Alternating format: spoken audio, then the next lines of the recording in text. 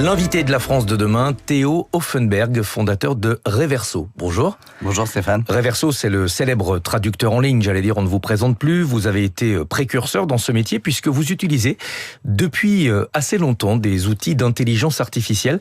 Est-ce que c'est pas un petit peu le loup dans la bergerie? C'est-à-dire une technologie qui, à terme, risque d'automatiser complètement votre métier?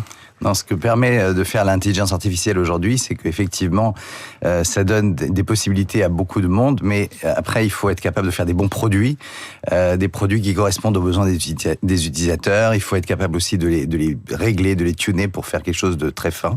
Et c'est ce que nous faisons aujourd'hui. C'est aussi... Comme vous le posiez la question, ça permet aussi d'assurer une certaine confidentialité, ce qui n'est pas le cas des solutions qui sont ouvertes, qui utilisent vos données un peu partout. Mais qu'est-ce que concrètement permet l'intelligence artificielle dans des systèmes de traduction ? Alors, dans les systèmes de traduction, ça permet de tenir compte de l'ensemble de la phrase et non pas simplement des groupes de mots.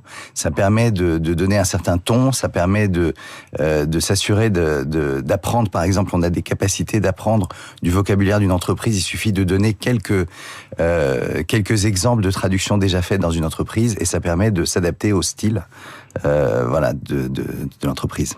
Est-ce que l'utilisation de ces technologies par les systèmes de traduction ne risque pas, à terme, d'uniformiser le marché, c'est-à-dire de permettre à vos concurrents, qui aujourd'hui ne sont pas au même niveau que Reverso, de devenir tout aussi performants ? Il y a la technologie de base est effectivement banalisée, mais encore une fois, il faut des produits, il faut des applications mobiles, il faut des applications qui s'intègrent dans vos systèmes d'information, il faut des applications qui soient bien finies, qui répondent vite.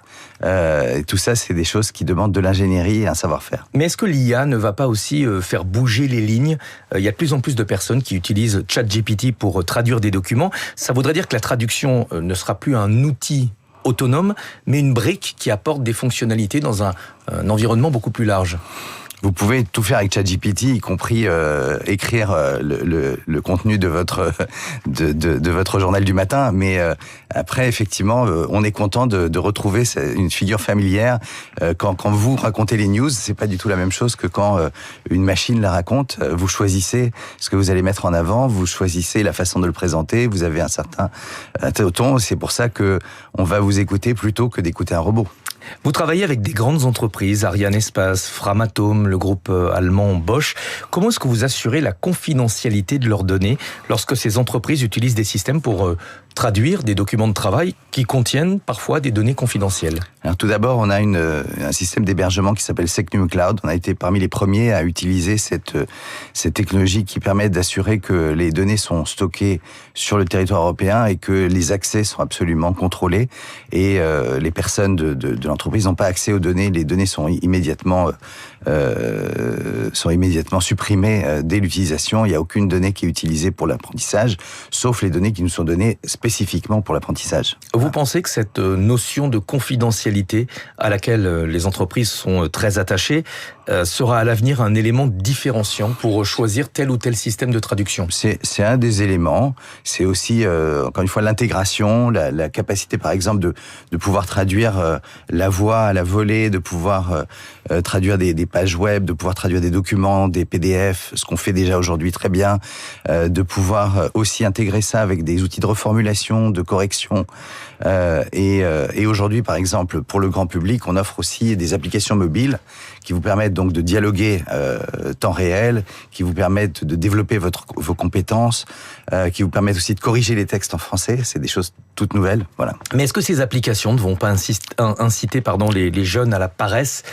Comment convaincre aujourd'hui un jeune collégien ou une collégienne à apprendre l'anglais alors qu'il ou elle a très bien compris que les systèmes sont parfaitement capables de le faire à sa place ? Alors apprendre l'anglais, c'est développer ses compétences. C'est pas pour pouvoir parler avec quelqu'un, ça permet de développer son cerveau. Oui, ça permet de développer sa compréhension du monde. Aux jeunes collégiens ou à la collégienne. C'est une réalité. Si vous apprenez l'anglais, vous pouvez sentir des mots qui se disent de la même façon en français, qui se disent de façon différente en anglais. Ça vous donne une autre vision, ça vous permet de comprendre la culture anglaise, ça vous permet de plein de choses. Et ça aide à la plasticité cérébrale. Absolument. Donc, mais est-ce qu'on peut faire le parallèle avec la généralisation des calculatrices qui avaient finalement ringardisé le calcul mental ? À l'époque, on disait on est en train de fabriquer une génération j'ose pas prononcer le mot, mais d'idiot. Non, si vous voulez, pour prendre le parallèle, vous avez besoin toujours de connaître vos tables de multiplication. Maintenant, de savoir faire 37 fois 48 de tête, c'est pas quelque chose qui est indispensable. C'est la même chose, si vous voulez, de connaître l'ensemble du vocabulaire de l'anglais, c'est pas absolument indispensable. En revanche, d'être capable de comprendre la structure des phrases, etc., c'est quelque chose qui change tout. Il nous reste peu de temps, on va parler de Reverso. En quoi est-ce que l'intelligence artificielle bouleverse votre business model? D'un côté, il y a de gros investissements nécessaires et de l'autre, une offre de traduction gratuite qui se multiplie. Alors, la traduction gratuite, on l'a toujours fait, mais il y a en même temps, aujourd'hui, des abonnements qui se font sur les applications mobiles et qui permettent de développer les business. Il y a une évolution des consommateurs qui comprennent bien que pour des solutions de qualité, on doit s'abonner. Et donc, ça permet aussi de développer ce business. Mais effectivement, il y a les deux côtés.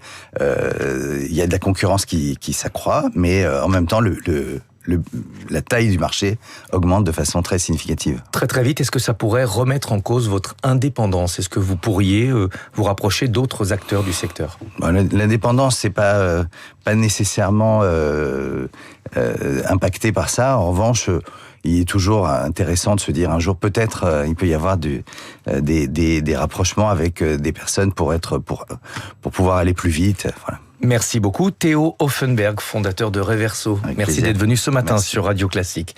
6h20, Natacha Valla nous a rejoint pour